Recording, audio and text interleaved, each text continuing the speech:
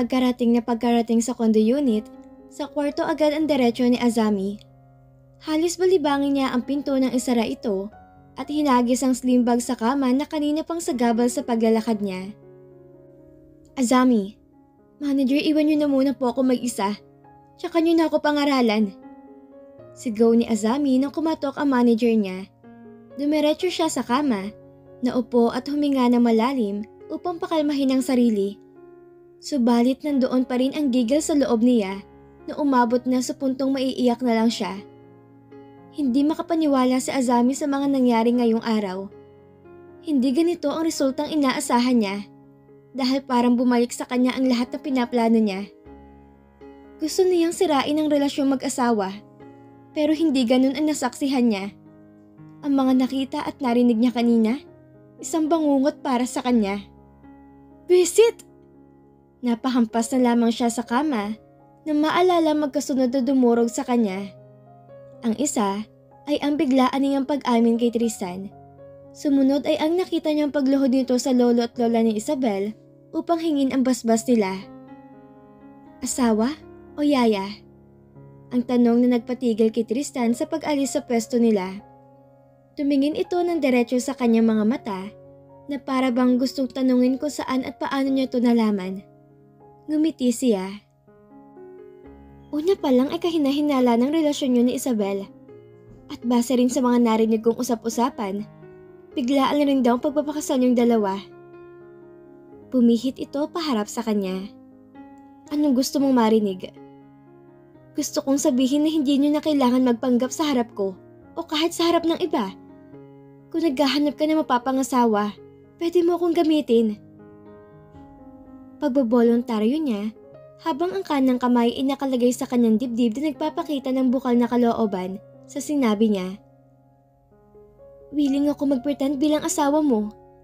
Hindi ko man alam ang dahilan niyo pero gagawin ko pa rin ang lahat para sa'yo. Miss Azami, pinapahiya mo lang ang sarili mo sa harap ko. Itinaas ni Tristan ang kamay upang ipakita ang singsing na nakasuot sa daliri niya. Hindi kami nagpapanggap ni Isabel dahil totoong kasal kaming dalawa. She's my wife. So please be mindful sa mga sinasabi mo dahil bilang asawa, hindi na ako natutuwa sa mga naririnig ko. Excuse me.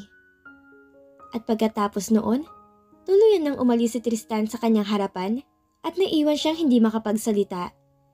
Napahiya siya, pero mas maangat ang inis sa loob niya. Buong akala niya yun na ang mapagpapasira sa araw niya. Pero mas malala pa pala ang makita ang mga kaganapan sa loob ng bahay ni na Isabel noong pagbalik niya.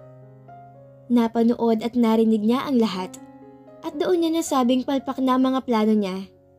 Mariing napapikit sa Azami na magsunod-sunod ang paglabas ng kanyang mga luha matapos alalahanin ang nangyari kanina. No! Don't cry. Don't cry. Nagsisimula ka palang, Azami. Hindi ka pwedeng panghinaan ng loob. Mahirap tanggapin na hindi umayon ang plano. Pero mas masakit ang matanggihan at mapahiya sa harap mismo ng taong gusto mo. May hawak na si Azami na alas na pwede niyang gamitin upang makuha niyang ninanais niya. Subalit hindi na niya gustong maulit-ulit sa wala ang lahat. Kaya naman sa pagkakataong ito, ibang paraan na ang gagawin niya at dapat maalis ang imahe niya bilang kontrabida sa mata ng mag-asawa.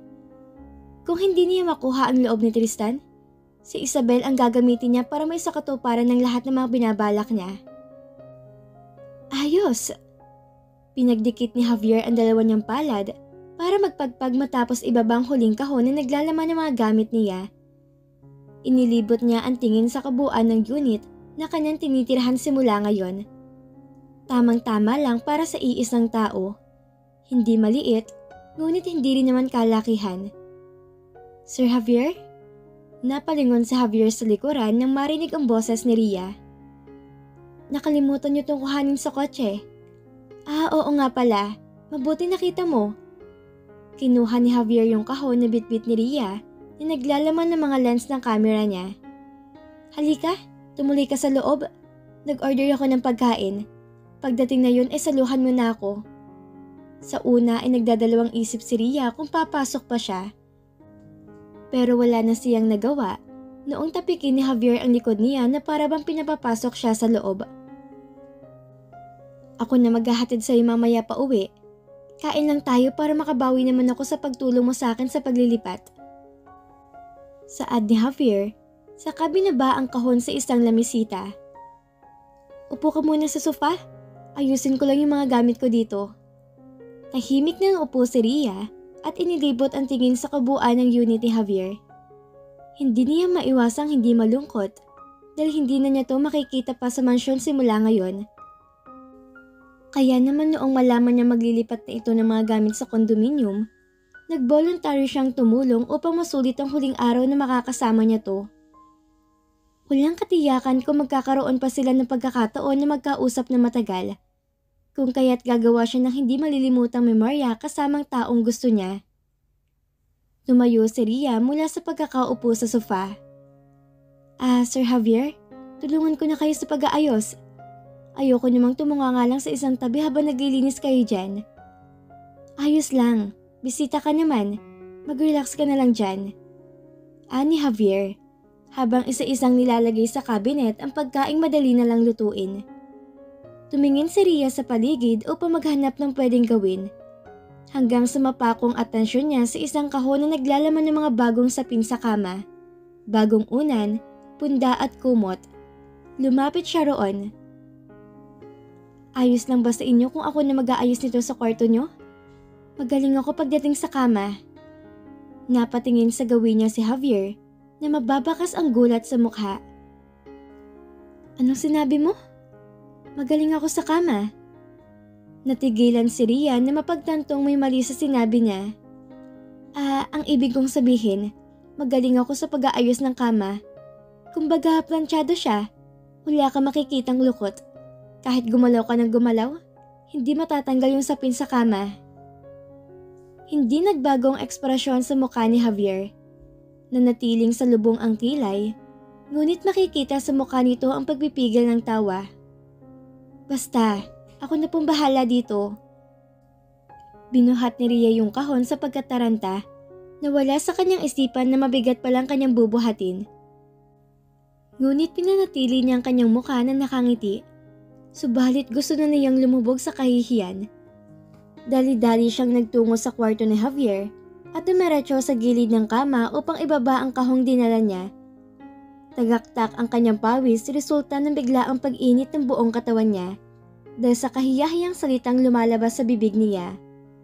Upang mawala yun sa kanyang isipan, sinimulan na niyang damitan ang kama ni Javier ng pangdalawahang tao ang laki.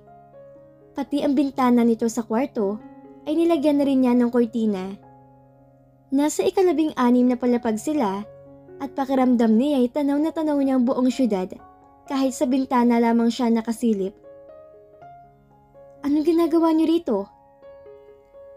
Sa kalagitnaan ng pag-aayos ni Rhea, napatingin siya sa pintuan nang marinig ang boses ni Javier na animoy may kausap na ibang tao.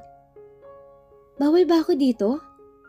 Tanong ng isang babae at sa boses pa lamang nito, nakaramdam na ng kaba si Rhea dahil upang siya'y mapaatras. Akala mo ba hindi kita mahanap? Pati pinsan mo idadamay mo sa kalokohan mo? Ilang taon ka na ba? At pagre-rebelde pa rin inaatupag mo? Ma, hindi ako nagre-rebelde. Ani Javier, saka ipinagpatuloy ang pagpupulot ng mga plastik sa lapag. Ilang beses ko nang sinabi sa inyo kung ano ba talagang gusto ko, pero ayaw niyong tanggapin. Nakakapagod rin magpaliwanag sa sarado ang isip. Anong sinabi mo? Hindi nagustuhan ni Sasha ang tono ng pananalita ng anak niya, dahilan upang tumaas ang boses niya. Ipapaalala ko lang sa'yo na meron tayong kasunduan. 5 taon, Javier. 5 taon ka magtatrabaho sa kumpanya. Pero nakaka2 taon ka palang sumuway ka na. Ano bang gusto mong mangyari sa buhay mo? Sa tingin mo ba may mararating ka dyan sa paghawak-hawak lang ng kamera? Hindi kumibo si Javier sapagkat ilang beses na rin nila itong pinagtatalunan at ang mga sagot niya ay hindi rin naman pinakikinggan. Alam kong ilang beses na natin ito pinagtatalunan. Pero hindi ako titigil hanggat hindi ka nakikinig sa akin. Hindi ka na bata para sa ganyan, Javier. Libangan mo lang yung pagkuha-kuha ng mga malalaswang litrato. Alam mo bang pwede ka madimanda sa ginagawa mong yan? Walang kalaswaan ang ginagawa ko, Ma. Walang emosyong tumingin sa Javier sa ina. Mga modelo ko sila at hindi rin po libangan ang ginagawa ko. Propesyon ko ito. Umiling si Sasha. Nanatiling matigas sa harapan ng anak. Bumalik ka sa kumpanya. Matagal na po ako nagpasa ng resignation letter. Javier! Halos malingaw-ngaw ang boses nito sa buong unit at kasabay noon ang narinig nilang kalampag mula sa loob ng kwarto ni Javier. Lalo nagsalubong ang kilay ni Sasha. May kasama ka ba dito sa loob? Doon natauhan si Javier na maalalang hindi lang sila ang tao ngayon sa unit niya. Ngunit bago pa man siya makasagot sa ina, naglakad ito patungo sa kwarto at naabutan si Ria na natatarantang nag-aayos sa mga nakalaglag na gamit sa lamisitang nasa gilid ng kama. Sino naman to? Tumaas ang kilay ni Sasha habang minamata ang kabuuan ni Ria na hihiyang tumayo at tumango sa kanya. Magandang tanghali po, madam. Pasensya na po. Hindi mo naman siguro girlfriend na babaeng to? Hindi na pinatapos ni Sasha ang balak sabihin ni Ria. Binalik niya ang tingin sa anak na mas masama na ang timpla sa kanya. Pati ba naman sa pagpili ng kasintahan, mababa pa rin? Sobra na akong dismayado sa mga desisyon mo, Javier. Ano ba nangyayari sa'yo? Ma, please, umalis na kayo. Pakiusap ni Javier. Seryoso ang mukha habang diretsyong nakatingin sa mata ng kanyang ina. Please lang, Ma. Kahit ngayon lang pakinggan niyo ako. Bahagyang lumambot ang mukha ni Sasha bago muling binalingan ng tingin si Ria na nakatungo sa kanya. Nakaramdam ng kaunting konsensya dahil sa padalos-dalos niyang pag-akusa at panghuhusga sa babaeng hindi naman niya kilala. Binalik niya ang tingin kay Javier. Babalik ako dito bukas. Mag-uusap pa tayo. Wala siyang sagot na natanggap at nababatid na lalong sumama ang loob ng anak. Hindi na niya dinagdagan pa ang sasabihin, sa halip inaglakad na siya paalis. Sa hardin, napiling magpalipas ng oras ni Isabel bitbit ang isang libro upang bumalik muli sa kanyang pag-aaral na bumasa. Ang pagkaing nasa mesa ay hindi niya magalaw-galaw dahil tutok na tutok siya sa binabasang maikling kwento. O bakit di mo pa ginagalaw tong merienda mo? Napaangat ang tingin niya nang marinig ang boses ni Manang Rosa na may panibagong dalang pagkain na ibinaba sa mesa. Hindi mo ba gusto? Hindi ba siya masarap? Napangiwi si Isabel sa kabinaba ang librong hawak. Hindi ko pa po natitikman. Pasensya na po, masyado kasi ako natutuwa sa binabasa kong kwento. Napansin ko nga. Natanaw nga kitang nakangiti kanina habang nagbabasa ka. Anito, saka inusog ang plato kay Isabel. Ipahinga mo muna yung mata mo. Kumain ka na muna nito habang mainit-init pa. Tumango si Isabel, saka tumingin sa likuran ni Manang Rosa. Si Ria po ba? Nakauwi na ba siya? Umiling ito. Wala pa siya. Baka nga mamaya pang uwi dahil sigurado maraming aayusin doon sa kondo ni Sir Javier.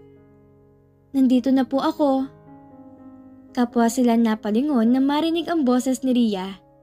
Bagsak ang balikat nito naglalakad palapit sa kanila. Pwedeng makiupo? Ay syempre naman, maupo ka. Ani Isabel, hindi maiwasang mag-alala dahil sa itsura ni Ria. Ayos ka lang?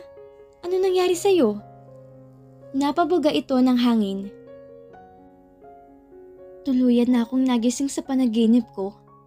Para akong sinampal ng sobre na naglalaman ng milyon at binuhusan ng tubig sa muka. Napailing na lamang si Manang Rosa. Hindi batid kung seryoso ba si Ria sa sinabi nito.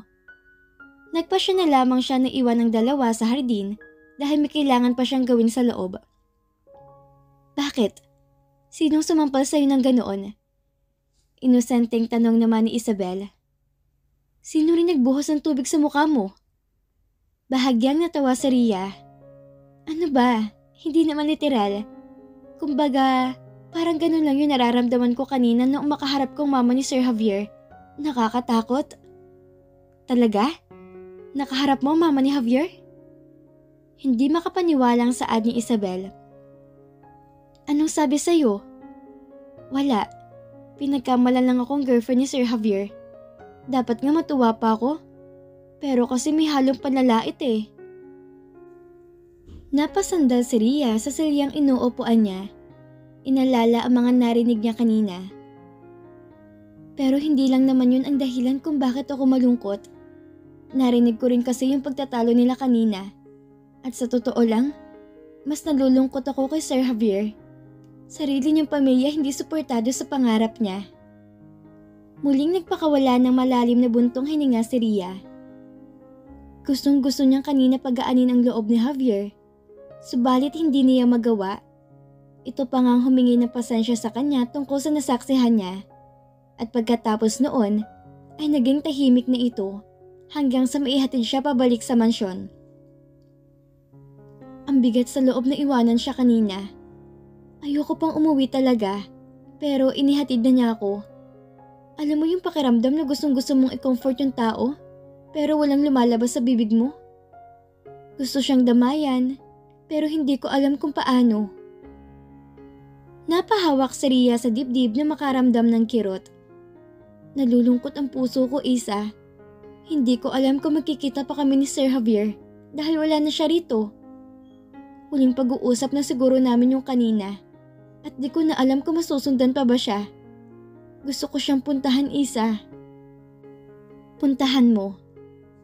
Sabay silang napalingon ni Isabel sa pinanggalingan ng boses at gulat ang gumuhit sa mukha ni Ria na makita si Tristan sa harap nila. Hindi niya alam kung hanggang saan ang narinig nito.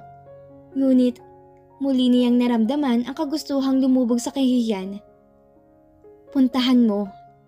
Saad ni Tristan matapos marinig ang mga sinabi ni Ria.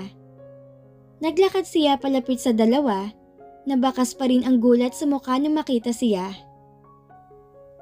Hindi ko intensyon makinig sa pinag-usapan niyo, pero ayoko namang takpan ng tenga ko habang papunta dito. Sir Tristan. Natatarantang tumayo si Ria, napakamot sa ulo at tumingin kay Isabel upang sana'y manghingi ng tulong para makalabas siya sa kahihiyan na muling magsalita si Tristan. Pinagbawalan ka ba ni Javier na makita siya? Tanong nito. Takha namang umiling si Ria. Sinabi niya ba sa'yo na wag mo na siyang kausapin pagkatapos nito? Muling umiling si Ria. Hindi naman po. Ibig sabihin, hindi pa itong katapusan ng mundo mo. Wala namang sinabi na ito ang huling pag-uusap niyo. Kaya walang dahilan para magmukmok. Saad nito, na agad namang dinugtungan ni Isabel. Ang gustong sabihin ni Tristan, pwede mong puntahan si Javier kahit kailan mo gusto. Hindi mo kailangan malungkot kasi hindi pa naman to yung huling pagkikita nyo. Nakangiting wika ni Isabel, saka hinawakan ang kamay ni Ria upang ipadama na wala itong dapat ipag-alala. Huwag ka na malungkot. Gusto mo ba sa darating na linggo? Pwede tayong dumalo sa tinitirhan niya. Sasamahan mo ko? Tanong ni Ria, animoy batang nasasabik sa sinabi ni Isabel. Oo, sasamahan kita. Tsaka kung hindi siya kayang suportahan ng magulang niya sa gusto niya, nandyan ka naman para suportahan siya. Nandito kami.